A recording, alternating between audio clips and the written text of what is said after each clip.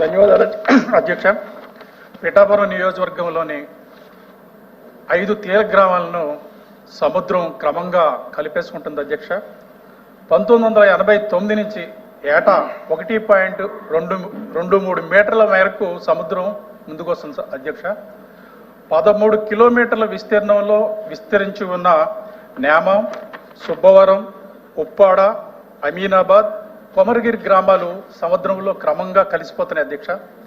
దీని నివారణ కోసం జాతీయ తీర ప్రాంత అభివృద్ధి సంస్థ ఒక నివేదిక తయారు చేసి 232 కోట్ల రూపాయల వ్యయంతో టెట్రా వాల్ నిర్మాణాన్ని చేపట్టాలని సూచించింది అధ్యక్ష.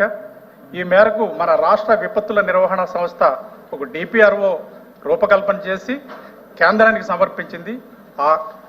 ఆ నివేదిక ప్రస్తుతం సలహా కమిటీ ఆధ్వర్యంలో ఉంది.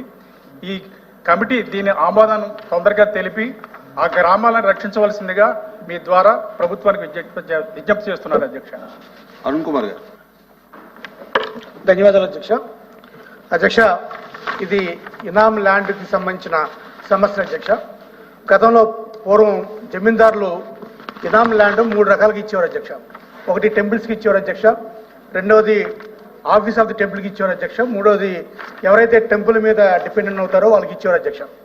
అధ్యక్ష, 1956లో ఈ ఇనాం ల్యాండ్ ఏదైతే ల్యాండ్ ఇచ్చారో దాన్ని రైతువారీ పట్టా కింద ల్యాండ్ మార్చి కన్వర్ట్ చేసి ఇచ్చారు అధ్యక్ష. 56 నుంచి 2013 వరకు కూడా ఈ ల్యాండ్ మీద ట్రాన్సాక్షన్ జరిగినాయి అధ్యక్ష. ల్యాండ్ అమ్ముకోవడం, కొనుక్కోవడం, ఇల్లు కట్టుకోవడం, అదేవిధంగా ల్యాండ్కి టీటీపీఎస్ అప్రూవల్ రావడం అన్నీ జరిగినాయి అధ్యక్ష. 2013లో అప్పటి సీఎం గారైన కిరణ్ కుమార్ రెడ్డి గారు దీని మీద ఒక అబాలిషన్ యాక్ట్ తీసుకొచ్చారు అధ్యక్ష.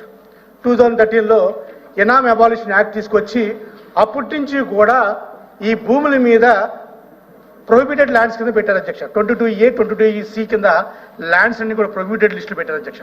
అప్పటి నుంచి కూడా ఈ ల్యాండ్స్ని అమ్ముకోవడానికి లేదు, లేదా వాళ్ళ ఇంట్లో ఏదైనా శుభకార్యం జరిగితే పెళ్ళిళ్ళకి ఆడపిల్లలకి ఇచ్చుకోవడానికి లేదు, ఏదన్నా అప్పు కావాలంటే దాన్ని తాకట్టు పెట్టడానికి లేదు.